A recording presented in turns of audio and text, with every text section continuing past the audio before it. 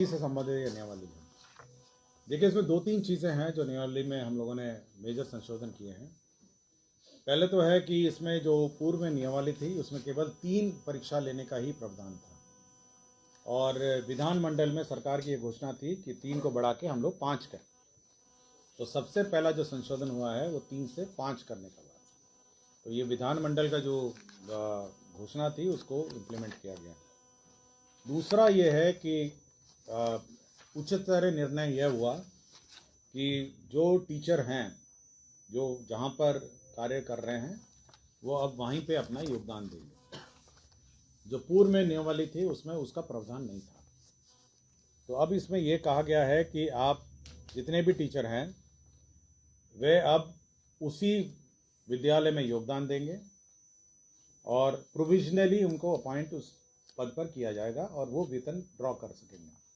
सरकार इसके लिए एक तिथि निर्धारित करेगी विभाग, और उस तिथि से वो लोग वेतन ले सकेंगे। ये प्रावधान पहले नहीं था। पहले ये था कि सरकार स्थानांतरण करेगी और स्थानांतरित जगह पर जाकर जब योगदान देंगे तब वो वेतन ड्रॉ करेंगे। तो एक मेजर ये संशोधन हुआ है कि वो अपने ही मूल स्थान जहाँ पे कार्य कर रहे हैं वहाँ से वो वेतन ड्रॉ कर सकेंगे। और कन्फर्मेशन उनका जो होगा, जो उनकी सेवा संपुष्ट होकर कन्फर्म जब होंगे वो तब होंगे जब उनके सारे सर्टिफिकेट की जांच होगी। उनके बहुत सारे सर्टिफिकेट केवल अभी लिए गए हैं। जो काउंसलिंग की प्रक्रिया है उसमें केवल सर्टिफिकेट लेने की प्रक्रिया है, अभी जांच की प्रक्रिया नहीं हुई है कि पहले बिहार बोर्ड से जांच होगा, CBSE से जांच होगा। बहुत सारे लोग तो विभिन्न राज्यों के बोर्ड से आए हैं, यूपी वाले यूपी बोर्ड से आए हैं, कोई मध्य प्रदेश बोर्ड से आया है, और बहुत सारी डिग्रियां हैं जो जांच की प्रक्रिया में है। तो जब जांच हो जाएगा तो वो कंफर्म हो जाएंगे और परमानेंट हो जाएंगे। तो मोटा मोटी ये जो संशोधन है ये करने की आवश्यकता इसलिए पड़ी है क्योंकि सभी लोग ये कहते रहे कि हमको वेतन दीजिए और डेट अनाउंस करिए। तो इस नियमावली के लिए वो वेट कर पहले तो ये सर जांच के बाद जो है सो वहीं रह जाएंगे शिक्षक, मतलब जिनकी इच्छा है, मतलब अगर वो वहाँ रहना चाहें, लेकिन हम सरकार उनको दूसरे जगह स्थानांतरित नहीं करेगी। मतलब लेकिन ये जो पद है, जो टीचर है, ये स्थानांतरित, मतलब it can be transferable post है ये। मतलब अभी तो योगदान वहीं रहेंगे, ताज जिंदगी तो नहीं रहेंगे, मतलब लेकिन ये है कि ये स्थानांतरण कभी कभी कार्यकाल में कभी भी कर सकते हैं। सरकार प्रोविजनल अपॉइंटमेंट होगा था, ये प्रोविजनल अपॉइंटमेंट है और सरकार कभी भी स्थानांतरण कर सकेगी, लेकिन अभी सरकार स्थानांतरण करने का विचार नहीं रखती। तीसरा ये है इसमें ये है कि सरकार एक स्थानांतरण नीति अलग से लाएगी और उसके आलोक में कभी स्थानांतरण करना होगा तो उस वक्त करेगी, लेकिन वर्तमान में वो वहीं पे योगदान देंगे और वहीं से वो सैलरी ड्रॉ करेंगे। तीसरा ये है कि इसमें जो विभागीय कार्रवाई और अन्य डिसिप्लिनरी प्रोसीडिंग के रूल्स हैं वो उस नियम में नहीं थे। तो अब ये है कि उसमें माइनर पनिशमेंट क्या होंगे, किस कारण से होंगे, मेजर पनिशमेंट्स क्या हैं, वो किस कारण से होंगे। जो सरकारी सेवा के जो नियमावली है वो इन पर लागू होगी। तो सारे नियम जो सरकारी सेवक पे नॉर्मली विभागीय कार्रवाई के लिए लागू होते हैं वो इन पर भी लागू होंगे। इसमें एक प्रोविजन और किया गया। देखिए, सरकार ने जो स्थानांतरण नीति है वो बहुत ही उदारपूर्वक, जहां टीचर ने मांगा वहां पे उस स्थानांतरण का सरकार ने उदारपूर्वक नीति अपनाई है। टीचरों ने कहा कि हमको जहां पे कार्य कर रहे थे वहां करिए, कुछ टीचर ने कहा कि नहीं हमको जहां पे हमारी इच्छिक स्थान है वहां करिए। तो सरकार हमेशा बहुत ही उदारपूर्वक नीति के अनुसार सरकार स्थानांतरण करती आई है, और ये हम लोग का विचार ये है कि जो भी नीति है वो उदारपूर्वक होनी चाहिए स्थानांतरण नीति। हम लोग को कोई ऐसा है नहीं है, सरकार का ये नहीं है कि टीचर्स को कोई कष्ट हो प्लेस ऑफ पोस्टिंग में, और हम लोग ये सभी कंसिडर करके कर रहे हैं। लेकिन एक प्रोविज़न इसमें इस नियमावली में रखा गया है जो कि बहुत महत्वपूर्ण है और जिसके बारे में पहले भी चर्चा की गई है कई जगह। वो ये है कि अगर आप पढ़ाएंगे नहीं और आप लोकल पॉलिटिक्स में इन्वॉल्व होंगे, आप अन्य टीचर को डिस्टर्ब करेंगे और आप विद्यालय का माहौल बिगाड़ेंगे, तब जिला पदाधिकारी आपको उस स्कूल से किसी भी ब्लॉक और किसी भी अनुमंडल में स्थानांतरण कर सकता है, और अगर वो रिकमेंड राज्य सरकार को करेगा तो वो जिला भी बदल सकते हैं। तो यह प्रावधान रखा गया है कि अगर आप पढ़ाएंगे नहीं, आप दूसरे को कहेंगे, जैसे कल ही आपने एक वीडियो सुना होगा जिसमें एक टीचर कहती है कि आप अटेंडेंस फर्जी बनाइए। हम ही को सूचना मिली थी, हमको किसी ने मिल के दिया है। वो ऐसा नहीं है कि अचानक वो प्रकट कहीं से हो गया है। एक टीचर आई थी मुझे शिकायत करने के लिए कि उसकी हेड मिस्ट्रेस जो है वो दबाव बना रही है और गड़बड़ करने को कह रही है। आप सभी ने सुना होगा उसको। तो ऐसे बहुत सारे मामले आते हैं जिसमें जो बीपीएससी या जो अन्य टीचर हैं और जो बाहर के राज्य के टीचर हैं या जो सिंसियर टीचर हैं, सरकार का यह मानना है कि बहुत सारे सभी टीचर सिंसियर हैं, लेकिन कुछ टीचर जो है वो माहौल बिगाड़ते हैं, अन्य टीचर को पढ़ाने में रोकते हैं, रोका टोकी करते हैं और साथ ही साथ बहुत ही मतलब ये भी कह देते हैं कि भाई आपको पढ़ाने की क्या ज़रूरत है, या अटेंडेंस लगा के भाग जाना। ये प्रवृत्ति थोड़ी बहुत ही निकटतम वाले टीचरों में है, जहाँ जिनका घर बिल्कुल स्कूल से सटे है, अटेंडेंस लगाइए घर पहुँच जाइए।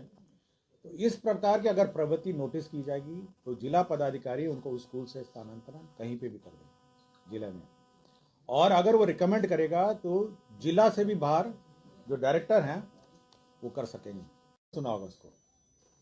तो ऐसे बहुत सारे मामले आते हैं जिसमें जो बीपीएससी या जो अन्य टीचर हैं और जो बाहर के राज्य के टीचर हैं या जो सिंसियर टीचर हैं, सरकार का यह मानना है कि बहुत सारे सभी टीचर सिंसियर हैं, लेकिन कुछ टीचर जो है वो माहौल बिगाड़ते हैं, अन्य टीचर को पढ़ाने में रोकते हैं, रोका टोकी करते हैं और साथ ही साथ बहुत ही मतलब ये भी कह देते हैं कि भाई आपको पढ़ाने की क्या ज़रूरत है, या अटेंडेंस लगा के भाग जाना। ये प्रवृत्ति थोड़ी बहुत ही निकटतम वाले टीचरों में है, जहाँ जिनका घर बिल्कुल स्कूल से सटे है, अटेंडेंस लगाइए घर पहुँच जाइए। तो इस प्रकार की अगर प्रवृत्ति नोटिस की जाएगी तो जिला पदाधिकारी उनको उस स्कूल से स्थानांतरण कहीं पे भी कर देंगे जिले में, और अगर वो रिकमेंड करेगा तो जिला से भी बाहर जो डायरेक्टर हैं वो कर सकेंगे। लेकिन यह किसी के विम्स एंड फैंसीज पे भी हम लोगों ने नहीं छोड़ा है।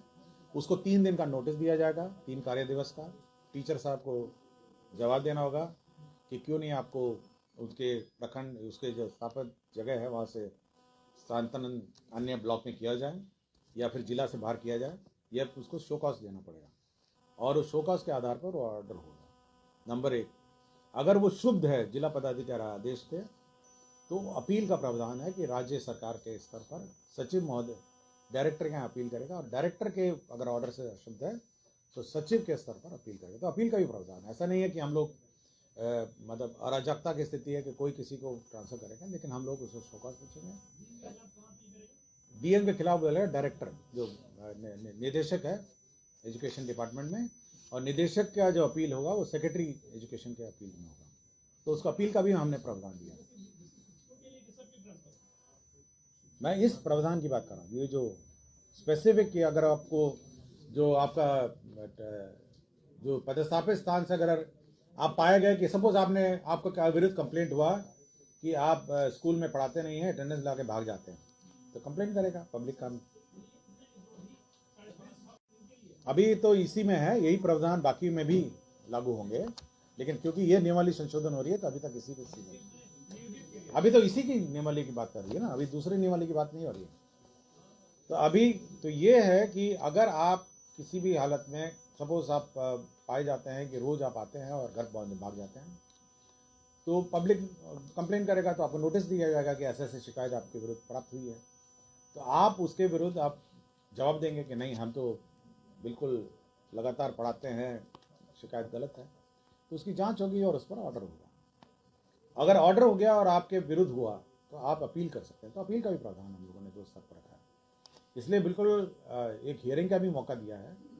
लेकिन यही है कि ये बहुत ही कम शिक्षक ऐसे होंगे जो इस दायरे में आते होंगे, लेकिन ज़्यादातर शिक्षक समय पर पढ़ाते हैं और रुचि लेके पढ़ाते हैं। बहुत ही कम शिक्षकों की कंप्लेंट आती है, लेकिन उनके लिए भी ये प्रावधान किया गया है कि अगर आप पढ़ाएंगे नहीं तो आपको अपने पदस्थापित स्थान से ट्रांसफर कर दिया जाएगा।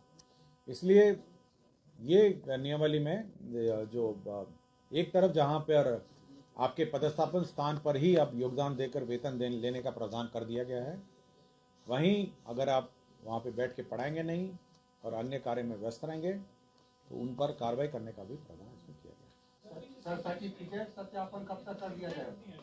हम लोगों ने भेजा है, अभी तो बहुत सारे सर्टिफिकेट आ गए हैं, करीब हम लोग के 3 लाख टीचरों का भी प्रोसेस में है।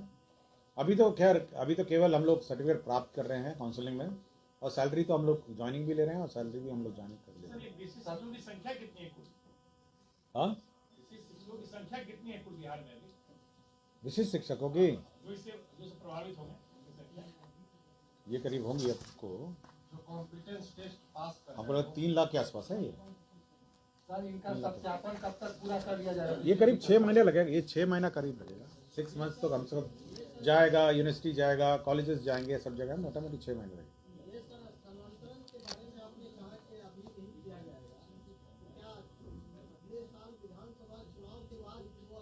ये मैं नहीं बता सकता, ये मैं आपको नहीं बता सकता। मैं इतना ही कह रहा हूँ क्योंकि आप राज्यकर्मी है तो राज्यकर्मी तो स्थानांतरित होंगे, ट्रांसफरेबल होंगे, लेकिन वर्तमान में जो प्रावधान किए गए आप अपने स्कूल में ज्वाइन करेंगे और पढ़ाएंगे।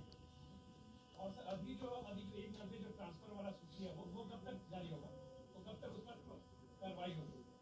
अभी मैं इसके बारे में बोल रहा हूँ, उसके पर तो कार्रवाई हो रही है। उसमें 6 कैटेगरी है, नहीं वो कब तक उस पर आप कार्रवाई करेंगे? उस पर तो फेज वाइज करेंगे, हम लोग करेंगे उसको। 3 महीने में? इतना लंबा क्यों बोल रहे हैं आप? हाँ, आप इतना लंबा क्यों बोल रहे हैं? 1 महीने? अब ये मैं नहीं बताऊंगा, लेकिन हम लोग कार्रवाई कर रहे हैं। चलिए जल्दी कर। अगर आपने बीएड ब्रिज कोर्स में नामांकन ले रखा है, जो कि अब जितने भी शिक्षक पूरे बिहार में या फिर जो है अन्य राज्यों में जो बीएड पर बहाल हैं, उन सभी के लिए जो है एक ब्रिज कोर्स आने वाला है। अगर उसका आप लोग को सिलेबस या अध्ययन मटेरियल चाहिए तो आप लोग ये व्हाट्सअप नंबर देख सकते हैं यहाँ पे। आपको इस व्हाट्सअप नंबर पे व्हाट्सअप कर देना है 97 094 72 735। यहाँ से आप लोग को जो है सिलेबस अध्ययन सामग्री प्राप्त कर सकते हैं। आप लोग यहाँ इस नंबर पे व्हाट्सअप करिए और वहाँ से प्राप्त करिए।